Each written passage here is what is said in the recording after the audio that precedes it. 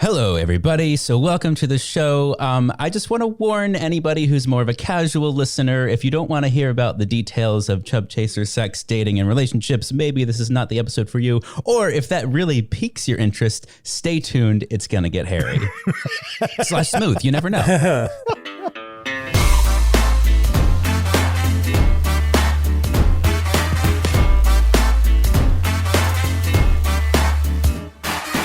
Welcome to the Big Fat Gay Podcast, where we talk about things that are weighing on our minds. I'm Dan Oliverio. I'm a chubby chaser, author, public speaker, and today is our Valentine's Day episode, and I'm in a very Valentine mood. You know, every day is Valentine's Day here with Trevor and Dan because we're in quarantine together, so we eat every dinner by candlelight, just the two of us, and we are always together, and we just hold hands every time we're... No, we don't. We don't do that at all.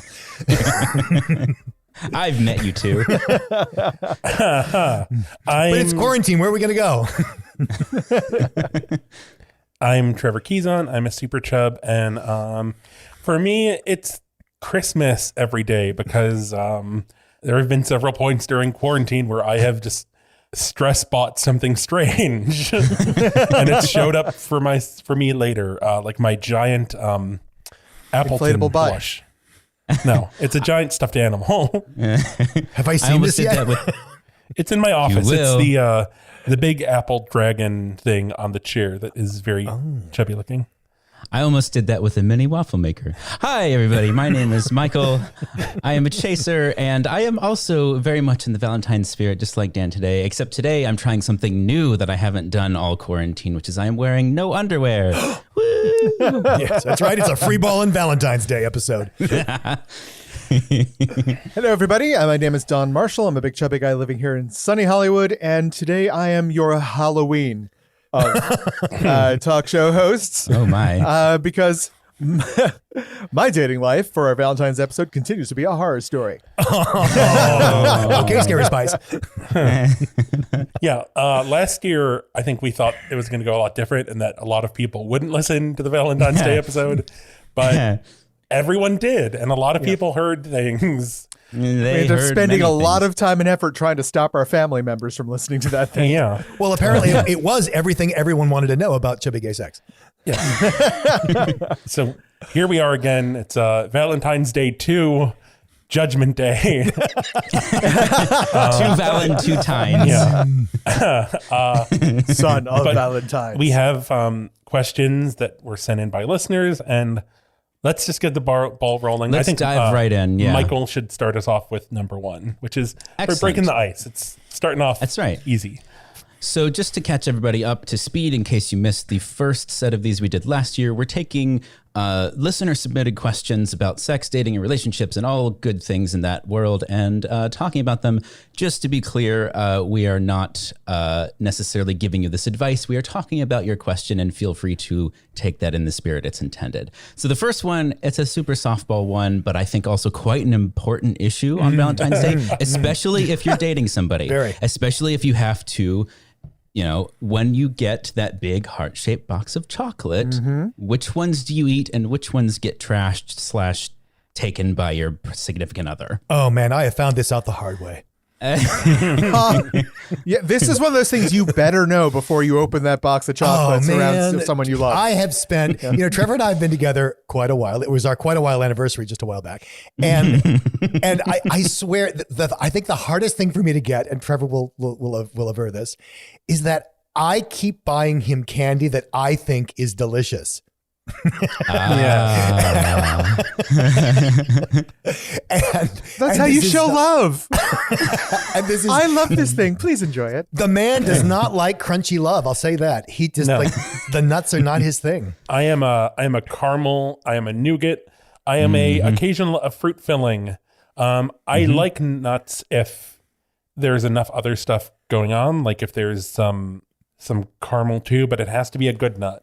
Like it does. Pecan, walnuts. I am the opposite. I love me a good nut cluster. There you go. Like a chocolate covered nut, whatever. but a chocolate-covered nut cluster. Yes, baby. He Yes. likes bunches of nuts, preferably in multiples of 2. See, and what about fudge? See, I say nuts in the fudge. Otherwise, to me, it's just too damn. It's one fudgy. texture without the nuts. Thank you. Trevor is one going texture. Like meh. Trevor says nay nay. No. So for me, I'm more in the Trevor's camp of like loving like a lot of the smoother, creamier stuff. I particularly lean in the direction of these like, I really do like the like creamy fruit flavored centers, and I'm also not a huge dark chocolate person. That's just the basic bitch in me. I like the sweet things. So you can have your dark chocolate. Also, I have found that everybody I date, for whatever reason, hates coconut. And so I sort of eat the coconut. Yeah, I eat the coconut by default. That's just my lot in life. I have accepted it. Okay, so here's the weird thing. If you have a sweet filling, I like dark chocolate. If you have sort of a mellow filling, I like milk chocolate. Interesting. Yeah. Fair enough. Yeah, it's balanced. It's a contrast. I get that. Oh, shout out to John Kelly chocolates, by the way. A friend of mine got me those for the first time a year ago, and I was like, oh my God. Although it is kind of like what Dan was saying, like it is somewhere between like truffle and fudge. And they do have some with nuts in them, but not a lot. And so if you're in Dan's camp, maybe get the ones with nuts, but they are just like the most delicious, rich, amazing. Like one of those bars will last you probably about 4 times as long as you think it will. I should point out that we still don't have any endorsement deals. So if there are any chocolate companies listening right now, we can listen. We can pitch the hell out of your chocolate, but we will need samples. That's right. We'd like to call it a sweet deal. Wow. All right, Don, take us away on the next question. All right. So how can fat folks show themselves some extra love this Valentine's Day? Didn't we just talk about that? I know. I thought a lot about this because this was one of the first questions we got. And I think, I mean, I don't know. It's weird. We're in quarantine. We're approaching, the 1 year anniversary of all of this. And I think something like what personally, like, I think you should try to find some act of self-care related to your body and something I agree. Intimate. A sensual sensation. Yes.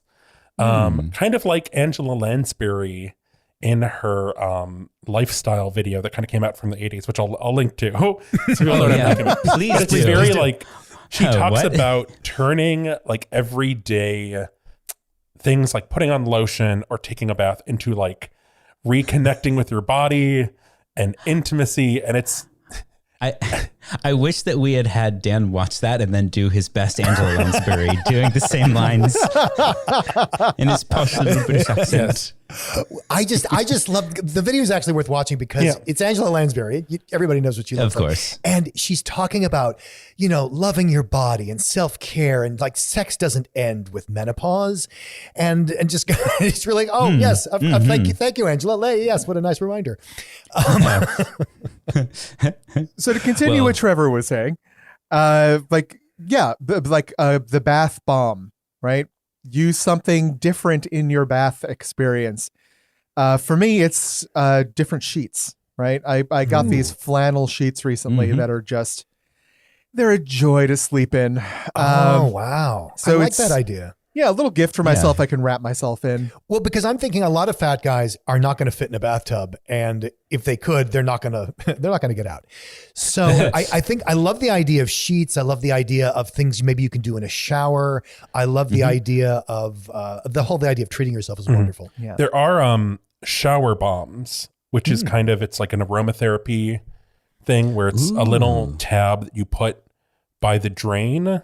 Oh, that sounds nice. So it slowly releases aromatics. I've done one before, and it's very nice. Where can you get stuff like this? I know that I think this listener might know where to get this by himself, but I think like Lush is a provider of these things. Lush is more bath bombs, but I mean, all Lush products are good, and they're vegan and very kind of natural. So it's safe synthetics for any of the colors and stuff. Nice. We'll link to some of this stuff. Maybe Dan or Don can link us to his sheets. I would also recommend, I suppose this could go either way, but I think particularly for this question, I think anybody who's out there, who's dating, who's got somebody to hang out with on Valentine's Day, which by the way, just the pressure of having to have that on Valentine's Day, like that can fuck right off. But if you do, I asked a guy out on a date once, accidentally not realizing it was Valentine's Day. that is a 30 Rock episode. That is an amazing. No, he did not accept, and it poisoned what was going on between us. It just like he freaked out. Of course like, he would, yeah. Yeah. Well, at least you found out then, and not 2 years in. Yeah. Give a massage, chasers.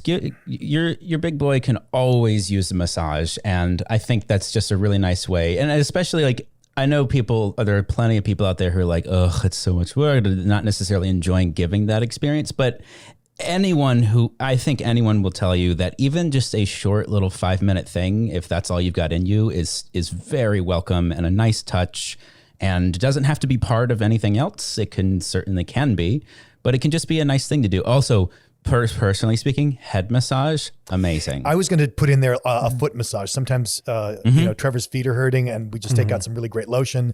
And he has amazing feet, so it takes a while. Yeah, if you give me a foot massage, we're going to be good friends for a while. Exactly. The other one that works for me really, really well is a hand massage. So if we're like sitting and watching TV together, you take my hand. I adore and it's so it. simple. It really is so easy. Yeah, and there's no weird postures involved or Nope. Yeah. I really find that, like, for me, I think both giving and receiving a hand massage, like articulating the fingers in strange ways that just kind of like, I don't know, it just works something into and then if you can just like relax, and it's almost like all of the typing that you spent all week doing is just washing away. And everyone tends to think of this as being a sexual thing. This does not have to be a sexual thing. This is something you can share with friends. It's just about contact and connection. I just wouldn't open with, I want to give you a hand job. Or do. You said you wanted a therapeutic lotion. Oh boy. You sexy set of cuticles, you. All right, Dan. Well, let's see. How can a thinner partner support their fat partner during sex? Wow, that is huge. What a big question. That's what he said. In a good way. They both said that. It depends what support means. I mean, Yeah. Are we talking emotional Just keep support telling or me I'm physical? pretty. I don't know. well, in some cases think that works. I mean, since we kind of last year went into more of the physical aspects of maneuvering stuff, I think maybe, and I think the person was asking the emotional, like. Yeah. Okay. Can I start this just by saying there is an enormous misconception that sex equals penetration, like anal penetration. And so I want to kind of say, like, if that's your thing, that's great. And if it's not your thing, that's great. So supporting your partner during sex sometimes can mean letting them know that that anal penetration is not the only thing on the menu. That's not necessarily the goalpost. Like a lot of times sex turns into this football game where penetration is like the end zone, so to speak. Go. He's at the 40. He's at the Exactly. And I've heard from a lot of chubs that, a lot of times chasers neglect foreplay because they're in the game to win it.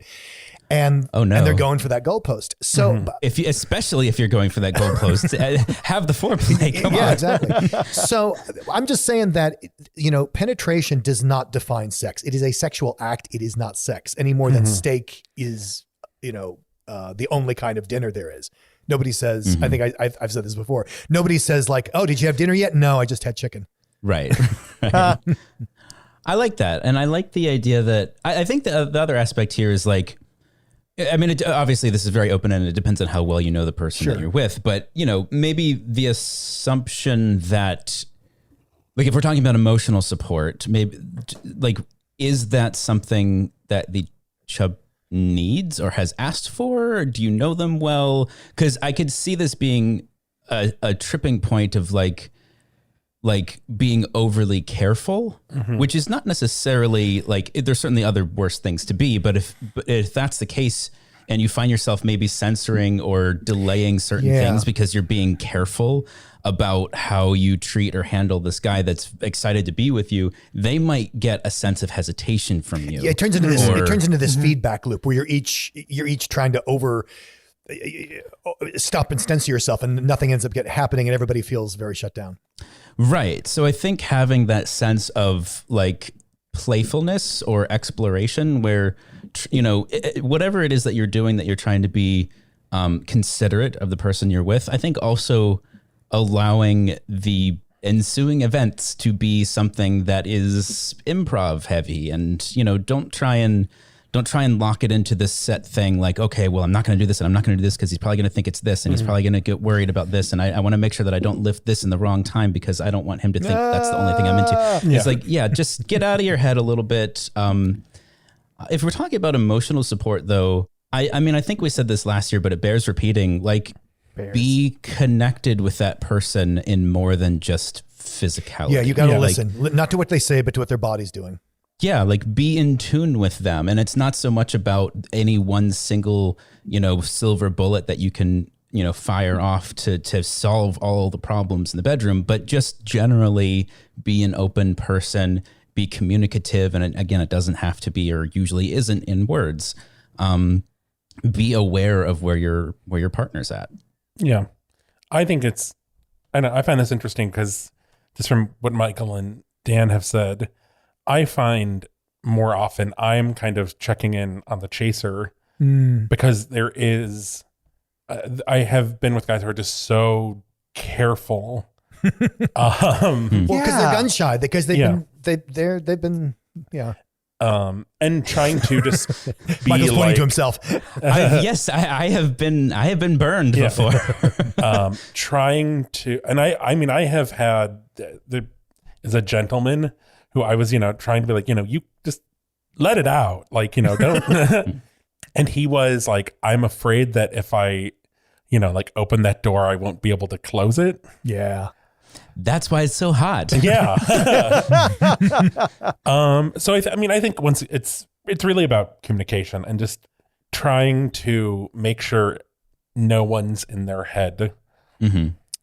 I like that. I just think there's no better romantic gift that you can give someone other than letting them know what about them drives you wild, and that's not just the physical, it's also the emotional, but communicating that.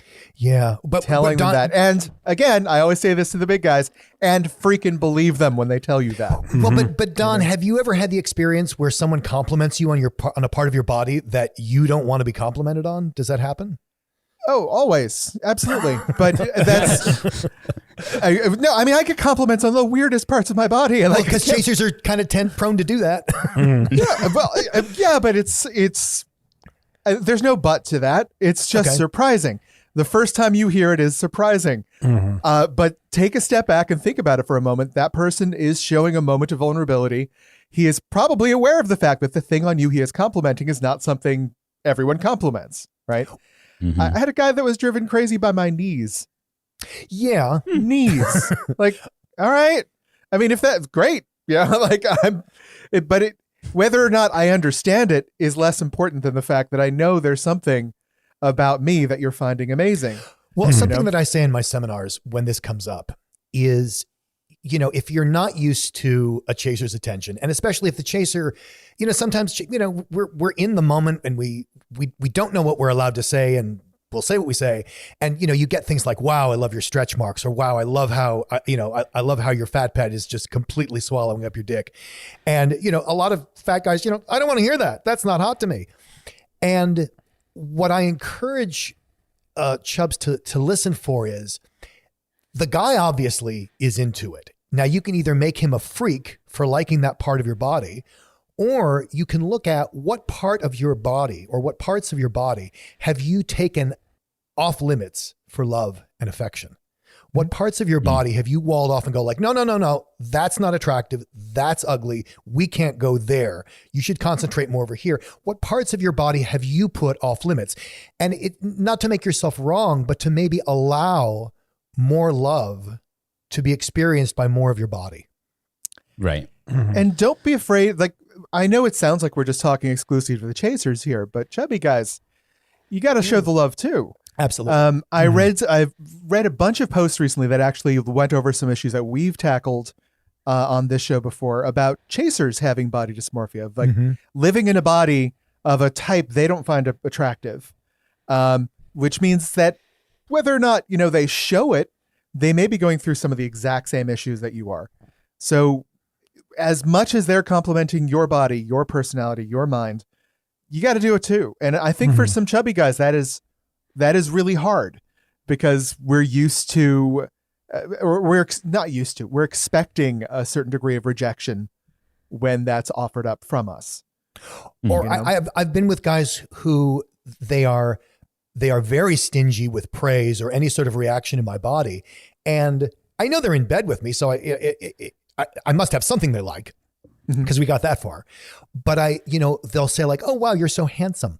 And that's nice. But, when all the compliments are from my neck up, it starts to give me a picture of how they relate to their own body.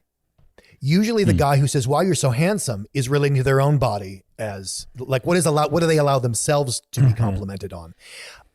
Whereas when they get more into I think there's a correlation between what they admire about my body and what I am allowed to admire about their body. That's interesting. That makes a lot of sense. And I want to bring back something that Don said last year too, which is that, it just completely left my mind. Oh, I was thinking about it so clearly, and then Dan made like this really great point, and I was like, "Oh, that is true." And then you're welcome. I could actually hear the hamster wheel inside Michael's head just squeal to a stop. To a halt. All right, Trevor, take us away with your first question of the day. What is the roast? Sorry. Delicious. What is yummy? What is the most romantic Valentine's Day you've had, alone or partnered? Wow. I like how that question is phrased. And I don't necessarily, I haven't been a huge Valentine's Day person generally, but I'm curious if we have amongst us an example of a romantic Valentine's Day alone. What does that look like? I haven't really done a whole lot for Valentine's Day either way, besides the traditional. I don't know. Michael, you and I are kind of like serial monogamists. So have we ever been alone for Valentine's Day? So I have an example. And like Don said, there was a point where I had kind of arranged a date-esque thing on Valentine's Day. And it was kind of like engaging with someone online, and we were trying to figure out a time to meet. And we happened to say like, oh, what about this day? And then we're like, oh, it's Valentine's Day. It's like, oh, well, like we'll just hang out and mess around. And I was doing some baking for the day, and the person stood me up at the last minute.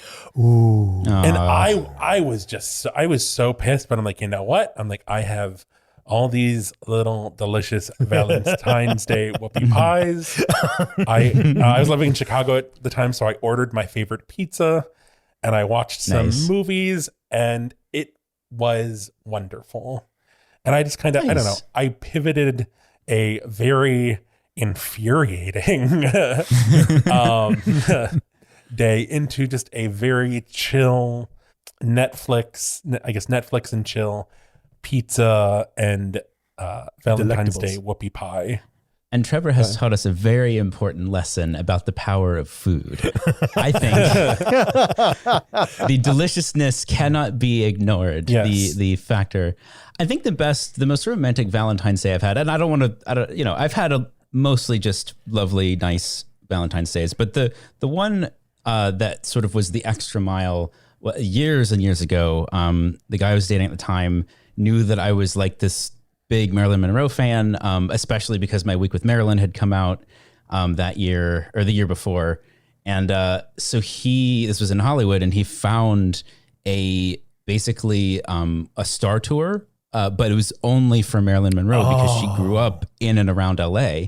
And so it was basically this, it was awesome. It was like this tour of her life. It was long. We had lunch halfway through, and we just had this whole experience around that, which I think was just a really great date in general, but also, I don't know, it was thoughtful. It had effort. That's involved. wonderful. It was personalized. Yeah, and I wish I was that guy. I am so not that guy. Trevor is that guy. Trevor is amazing at giving gifts, and I am so sucky at it. And so I'm like, but that also goes along with my frustration. Like, okay, it's Valentine's Day. Where am I going to make a reservation? And I hate, and Valentine's Day dinners, if you go out to eat, they're never good. They're sometimes not bad. And they're always overpriced, and they're always a rush. And nobody wants to be working it. Nobody wants to be going to it. Oh yeah. Yeah. And to balance things out, that same partner on a different Valentine's Day, we went out to a very nice restaurant in LA for Valentine's dinner, like Dan was saying.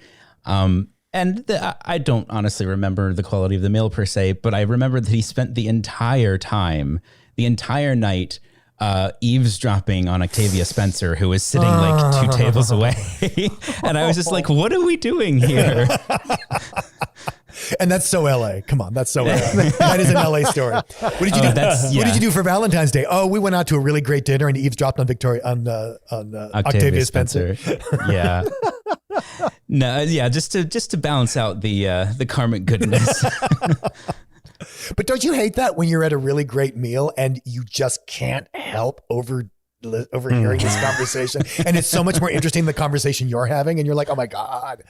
In fairness, I would probably be much more understanding about that now. At the time, I was a lot more high strung, so it didn't go over well. But yeah. Can I share a slight tangent story? Please. So I was having dinner up in Malibu with some folks, and we're surrounded by all these celebrities and stuff at this little restaurant. It was great. But then these 4 women come in that are clearly augmented bionically before there was such a thing, bionically enhanced in the chestal region, right? Oh, chesticles. But not just like implants, but like porn queen specialty implants. Wow, right? All right. So they're tall, they're thin, with breasts the size of New Jersey, right? So the 4 of them walk up and they give them a booth, right? And so I'm looking at these 4 thin women having to deal with the same thing that I deal with when they put me at a booth of like, oh my God, they have all these breasts and nowhere to put them. So these poor women sit down. They each of them lift up their breasts, slide in to the far end, and then put the breasts down on the tabletop. There you go. And there's this thin strip of like 6 inches down the middle of the table for the food. Right. So I spend the rest of the meal I just want to know how they're going to do this. Like, do they put the plates on their breasts? Like, what's going to happen? Do they get a doily? I don't even remember what I ate that night. I was just staring at them the entire time. I'm imagining Don just eating the candle at the table. It's like absently putting whatever hits his fork into his mouth, and it's like, the sugar packet, what is it? Wax. Yeah.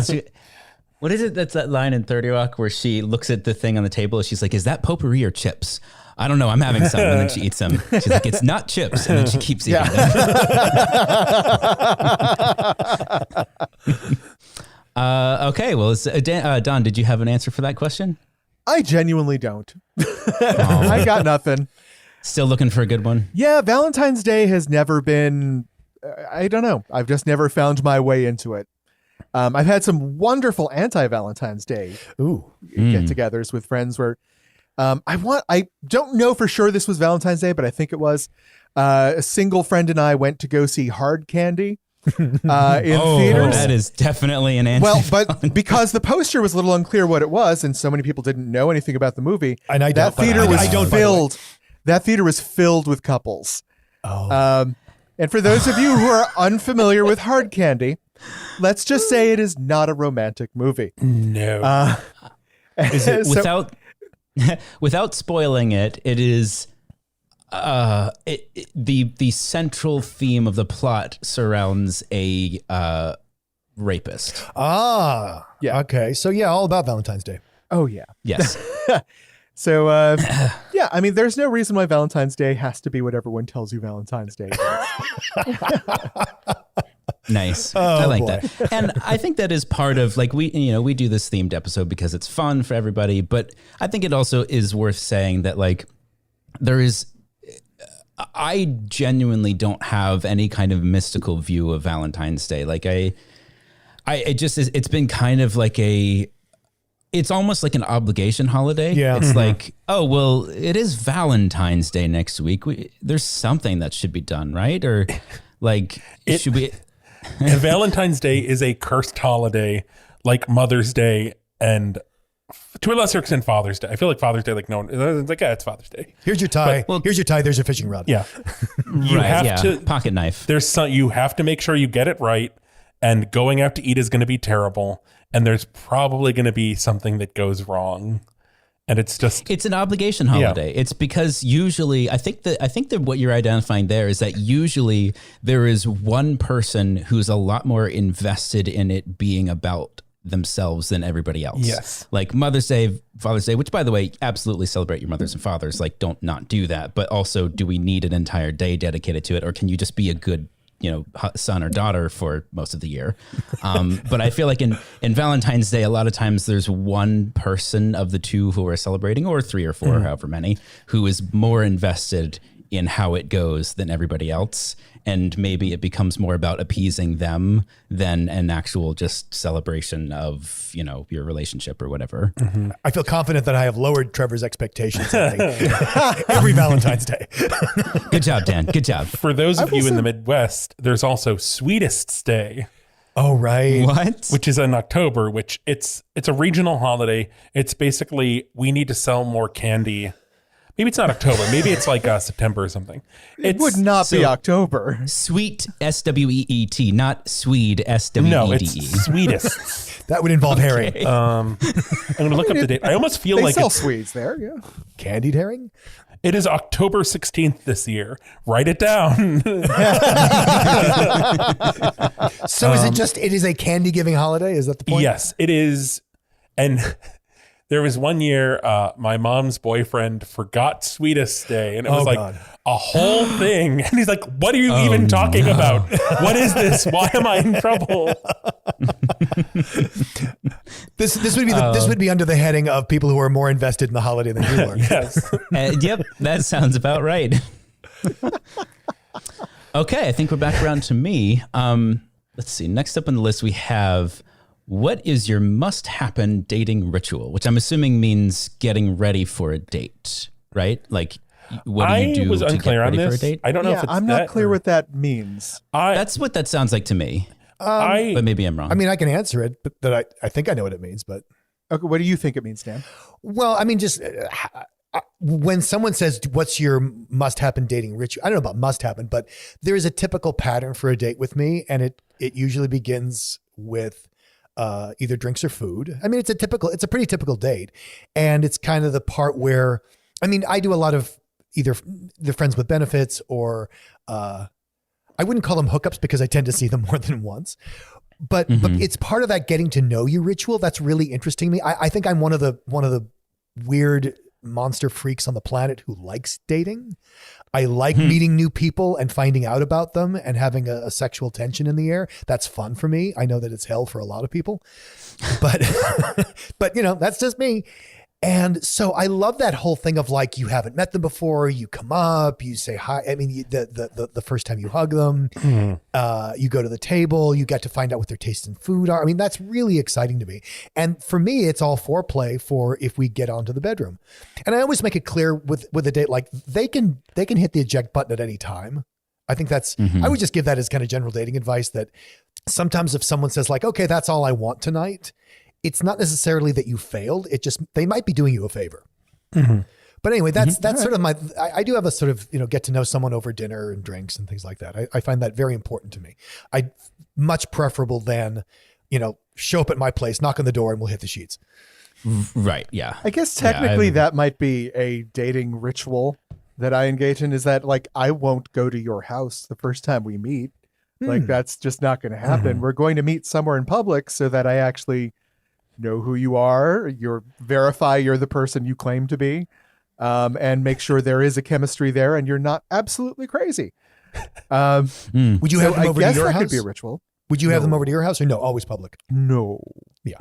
Well, okay. I just have to ask this, Don, because someone has done this before where it's like, let's meet at a gas station. Oh my God. But it's like, we have to meet in public. And it's like, I feel like I'm even more likely to get murdered at a gas station for some reason. Yeah, but there are snacks. It is true.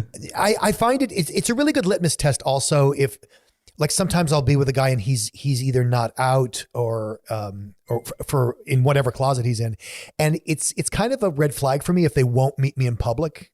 Yeah. And so I mean, if you're a chub, for example, and you're not relishing a date with a guy who can't be seen with you in public, then if they suggest a public space first, and if they can't handle that, that's a pretty good sign. Yeah.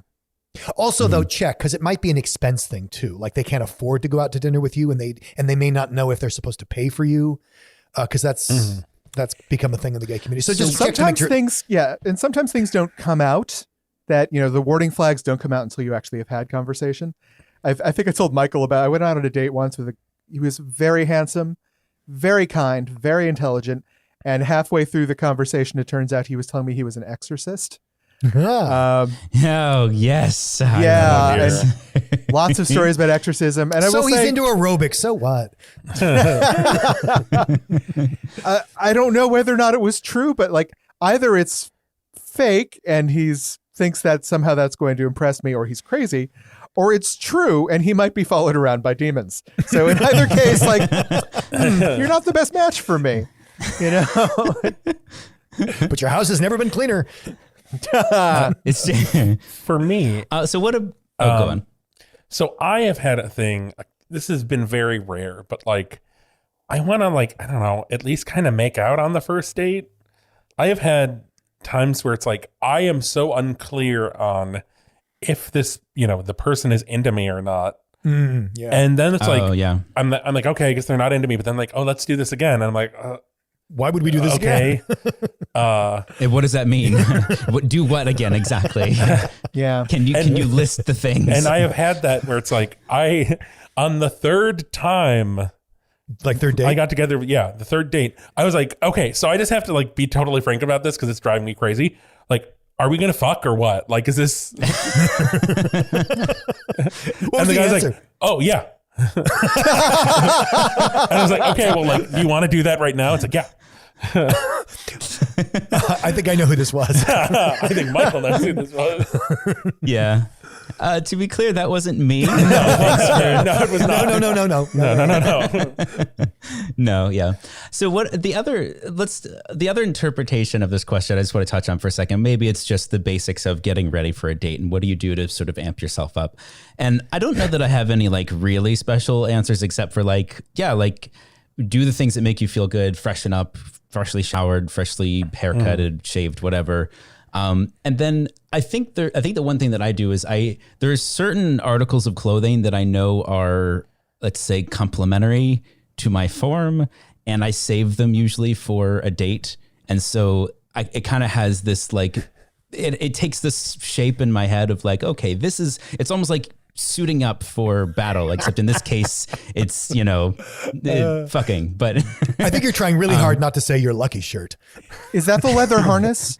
My more like my lucky pants. But Okay, yes. got it. Yeah. Those are the assless chaps. Yeah, you've seen them before, right? Okay. Yeah. You can see him from miles away. Yeah, you need more sun. It's true. I'm an editor.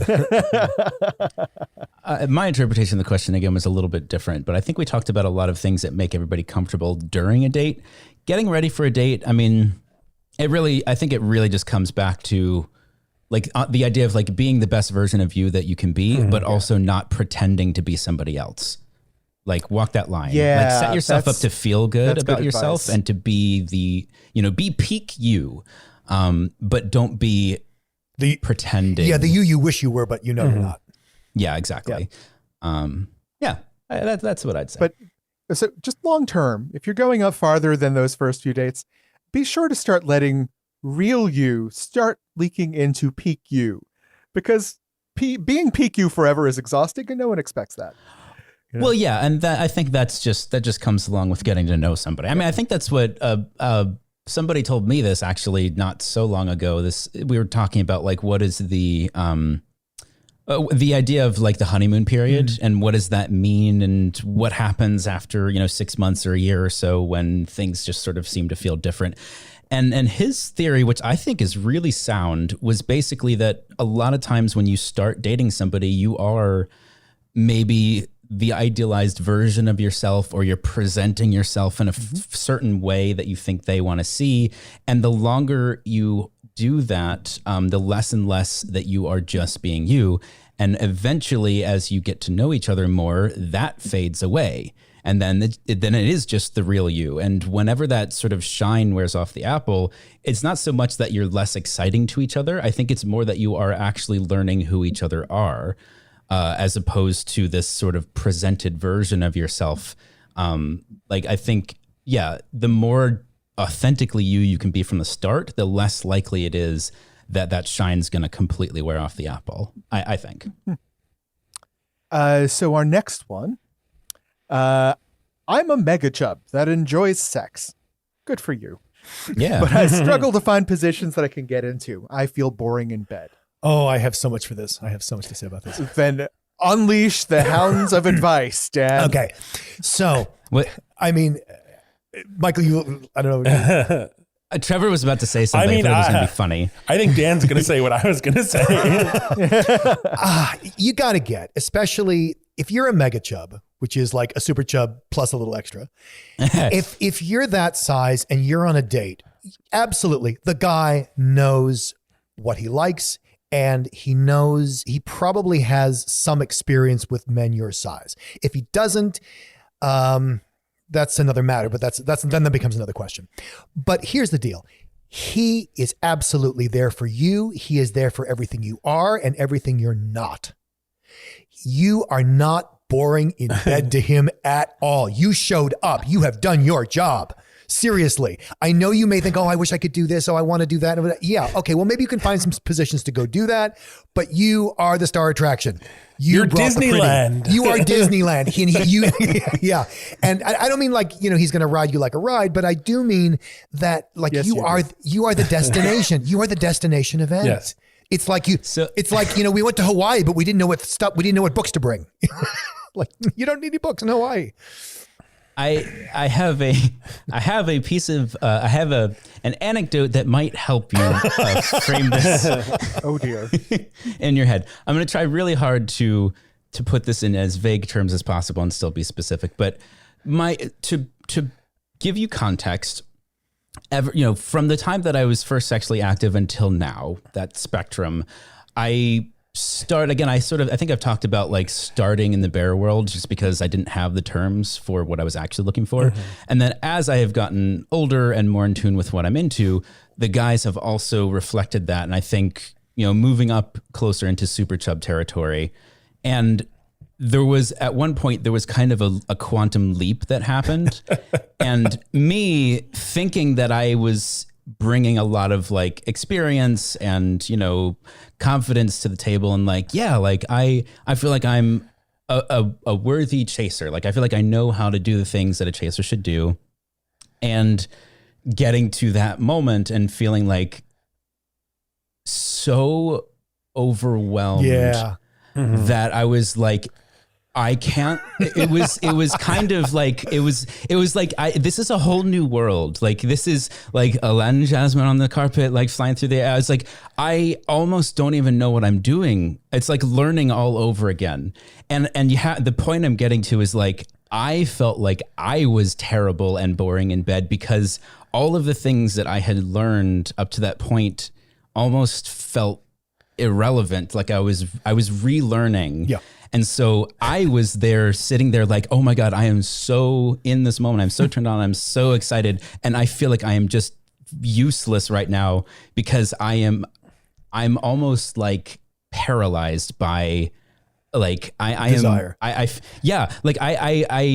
was in this state of, and by the way, it took a while for that to wear off. And I don't just mean a few hours, I mean a few days. I am imagining Michael flying through the air riding a super chub. I can show you the world.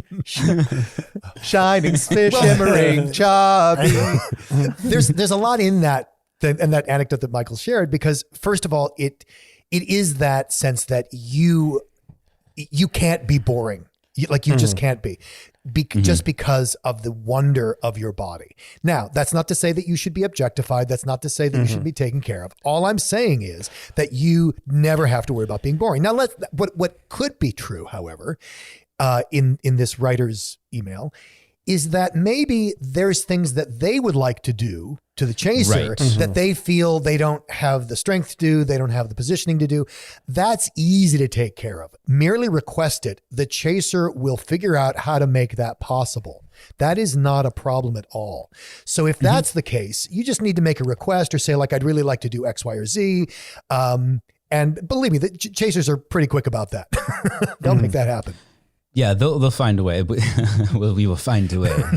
Yeah. And so one thing I've noticed it's not universal, but fairly consistently across chasers, is the weight of you on their body. Oh, yeah. In some way is very exciting to them. So if there's a position you want to try that you will require them to support, like, a leg somewhere or something somewhere, they're usually going to be very open to the idea. And something you can say, like, for example, let's say the chaser wants you to get on top of them and you're not sure how to do that because, like, that's a big acrobatic move for you because of your size. You can actually say, I'm not sure how to do that. Help me figure this out. Because quite frankly, the chaser may not know either. And then guys can figure it out together. And that's going to be a lot of fun.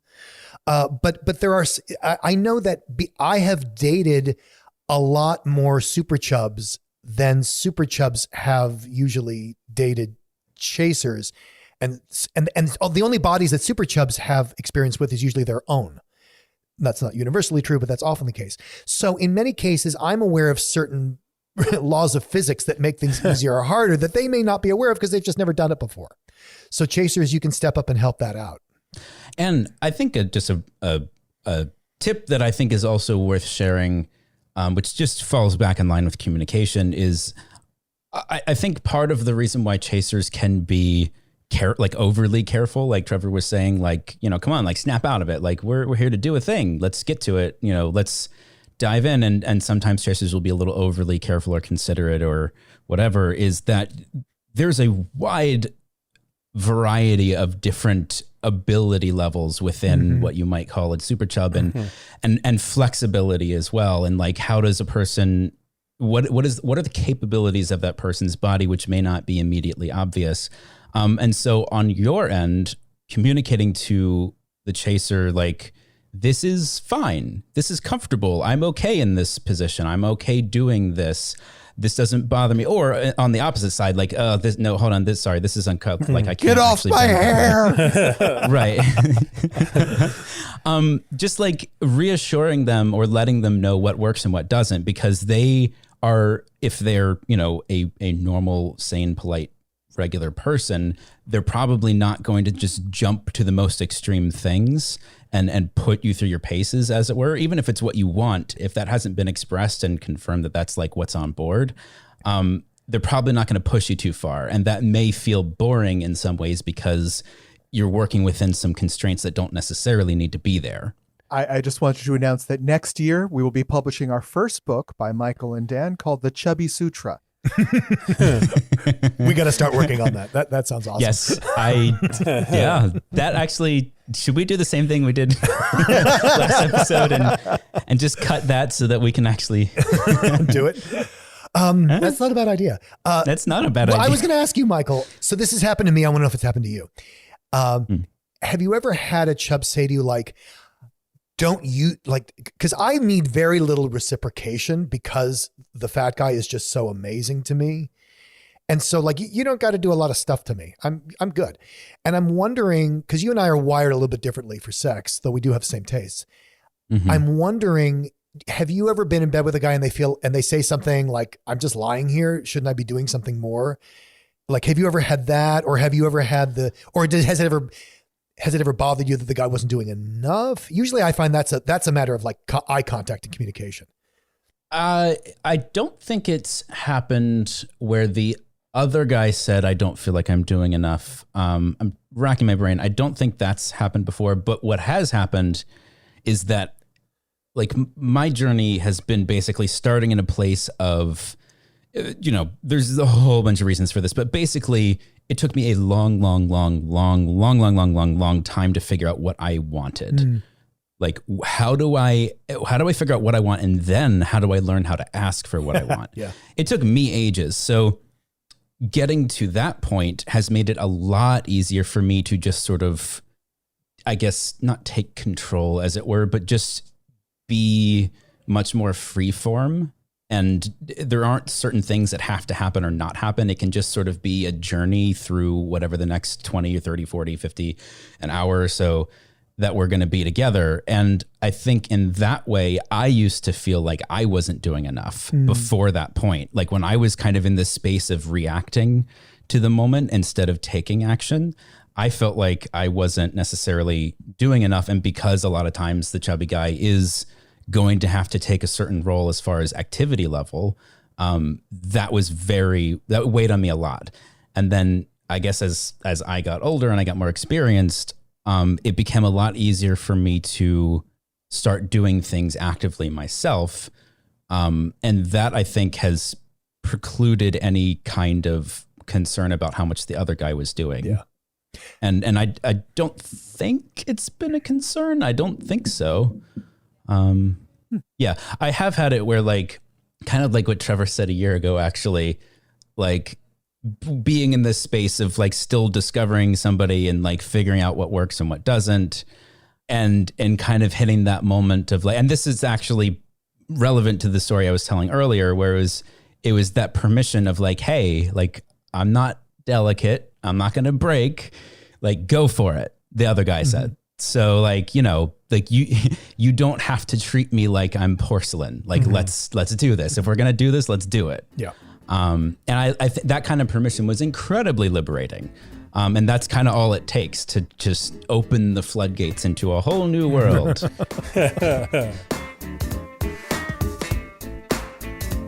All right, well, we're going to have to pull it off the road there for a second. We're going to end part 1 here. Thank you guys for listening. We're going to come back soon with part 2 of the Valentine's Day episode. And trust me, this is where it gets a little bit more spicy.